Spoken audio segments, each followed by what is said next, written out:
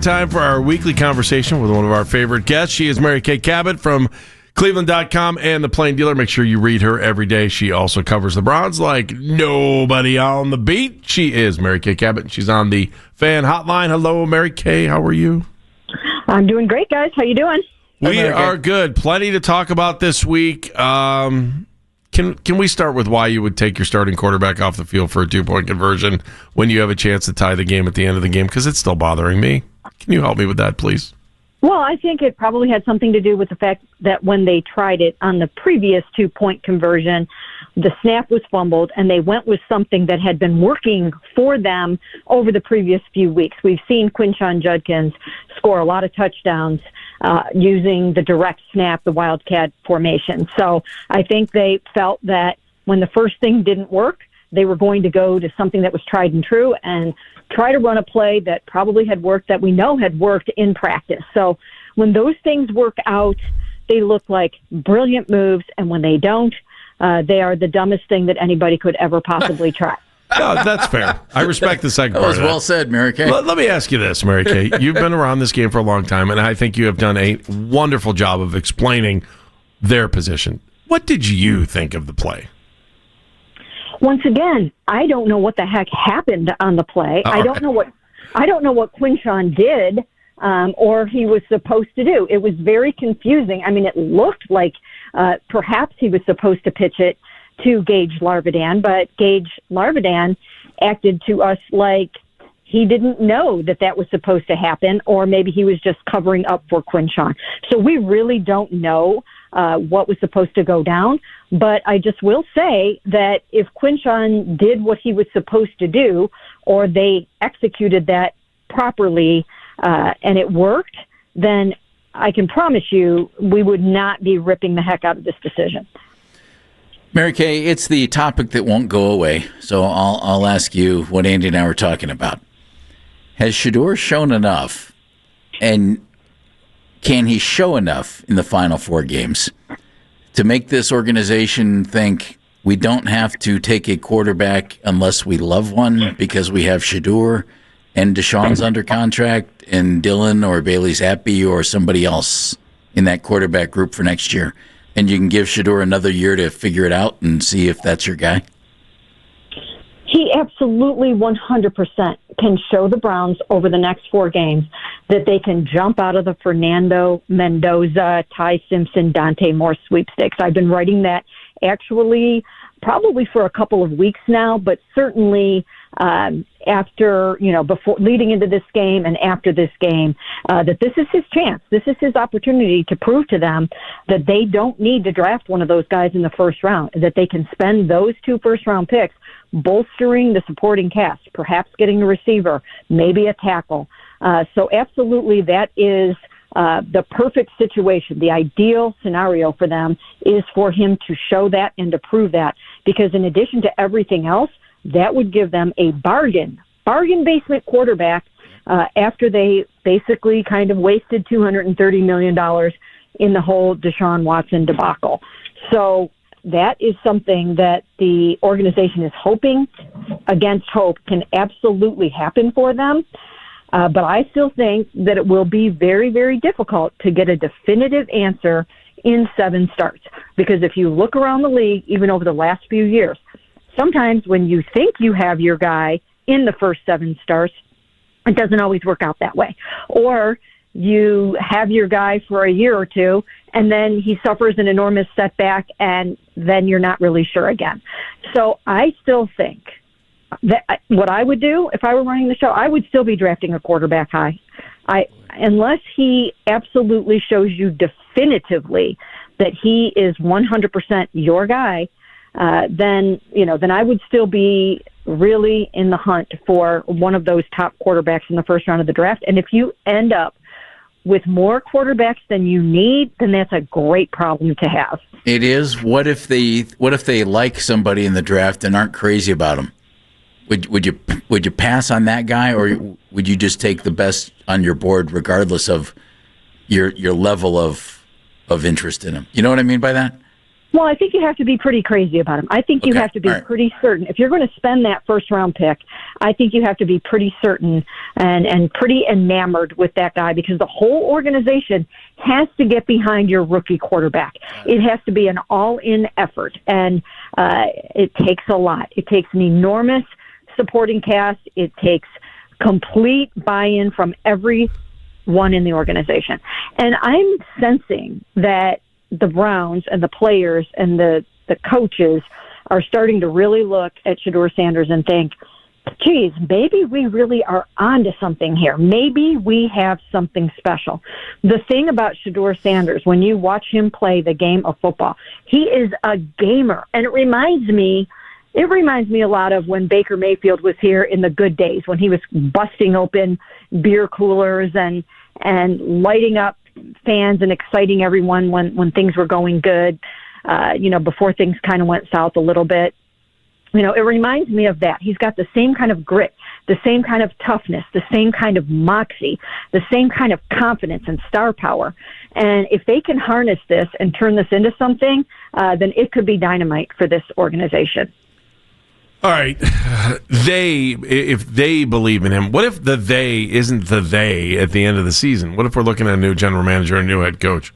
What's your feeling on changes when this thing's over? I don't know how many NFL teams survive 3-4 win seasons year after year. I just, coaches don't survive, general managers don't survive that. What's your, level of confidence that Andrew's back next year and or Kevin? Well, first of all, I do not see many organizations that are willing to start as many rookies as the Cleveland Browns have started this year. And when you do that, you know that you're going to have tough times. You're going to look out there and you're going to see rookie mistakes like we have seen over the past few weeks. When you look at a lot of these mistakes, they are happening on the part of the rookies. But that is the bed that they have made for themselves, to play all of these young guys and to suffer these growing pains. So I don't know if they're going to make Kevin take the fall for fielding so many rookies this season, or if they're going to let him come back and grow with this football team, this young football team, as it grows up. And that's what it needs to do. In 2026, all of these guys are going to be a year older, a year wiser, and they're not going to be making as many mistakes as they're making right now. They will also have a beefed up offense. They'll have an overhauled offensive line. They'll have another receiver or two, and things will look better. Of course, they have to have the quarterback. None of it matters unless you have a winning quarterback, and that's what Shedeur Sanders has to establish in these last 4 games. Not going to be easy. He's got a really tough schedule coming up. His next 3 football games are against tough defenses and tough winning football teams that have a combined something like 26 victories. 9 victories for the first 2, 7 victories for the Pittsburgh Steelers. Tough football teams. And some good quarterbacks that he's going to be going against, of course. He's got to go head-to-head with Caleb Williams. He's got to go head-to-head with Josh Allen, Aaron Rodgers, and Joe Burrow. I mean, that's not going to be easy over these last 4 games. So it'll be very interesting to see what he can do. And, of course, he's doing it with, let me say, kind of one hand tied behind his back, because he is still new with all of these guys that he's working with. So tall order for him, but, that's what life in the NFL is all about for a quarterback. You've got to be able to handle extreme adversity, and now is his chance to try to do that. Mary Kay Cabot joining us from the Plain Dealer, Cleveland.com. Mary Kay, was the Browns' defensive effort against the Titans an aberration, or were they exposed? Well, first of all, it had me thinking that Malik Collins had way more of an impact on this defense than we even realized. Especially the run defense?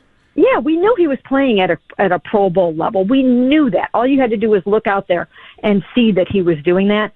But to take him out of the middle of that defense, I think that everybody found out very, very quickly the impact that he made this season. And I think it was tremendous. So they're going to have to step up and get that figured out, because teams will try to exploit that over these next 4 games. And then also, you've got to have all the buy-in. You've got to have guys out there on that field that are willing to sacrifice their bodies and do whatever it takes to continue to play as hard as they possibly can, even though they are eliminated from playoff contention. And it can get hard.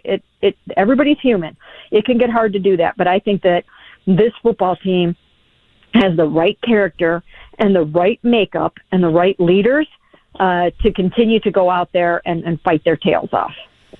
Mary Kay, it's hard not to watch this team and wonder what if special teams just did their job, didn't do anything other than just do their job, and how many wins this team might have at this point in the season. What is wrong with the special teams, and how can it get better? Well, some of it is youth. Some of it is, some of these mistakes, once again, have been made by some of the younger guys, a muffed punt by Gage Larvidan and things like that. But the special team should be playing better than it has this season.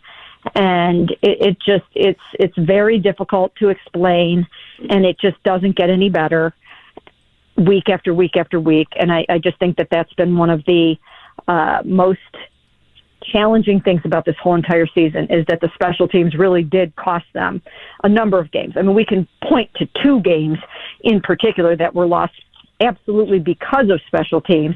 And sometimes those 2 victories mean the difference between remaining in contention right now and being completely eliminated from the playoffs. So that's been tough, and I'm sure that it will receive a ton of scrutiny in the offseason. Big picture. If you had to give your best educated guess, are there management changes on this team in the offseason? Management meaning front office and coaching?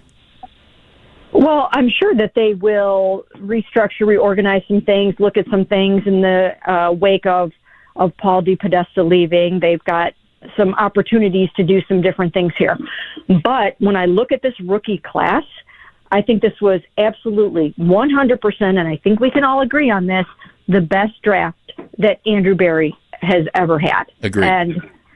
And Jimmy Haslam said at the owners' meetings, he charged Andrew with hitting it out of the park with this draft, and he did that. And it's not even over yet, because he made that trade and picked up the extra first-round pick next year. And you should be able to get a really, really good player with that pick as well. So I don't look at this and see a reason to make a change in that regard. The one thing that I do think that they did maybe not handle as well this year as they could have or should have is the whole quarterback situation. Because if your quarterback picture had gone a little bit better this year, right now at this moment, they could be challenging for the AFC North crown. So from that standpoint, they did some things wrong that they probably should wish that they had back. But for the most part, this is the foundation, and I've said it many times, this is the foundation this year of Super Bowl window 2. And next year, they will put the second layer on there, and really next year is the finishing touches of Super Bowl window 2 for the most part, as long as they get the quarterback. So I don't see, this doesn't say to me GM change at all. This says we see where you're going with this, and when these rookies grow up, this team can be dynamite. Just doubling down. If you're Andrew Berry, you're happy that you bought the house and you're not renting, right? You bought it. Yes. Okay. That's my feeling on it. Again, I do not know what Jimmy Haslam is thinking right now, but that would be my guess. I don't know how you can look at this rookie class and what you still have coming next year and think that that a change should be made in that regard. Mary Kay, as always, thank you. We appreciate your time. Great stuff. And we will see you, or we'll talk to you again this time next week. Appreciate it. Thank you, miss. Sounds good. Thanks, guys. Take care, Mary Kay. Mary Kay Cabot, nice enough to join us on the Fan Hotline.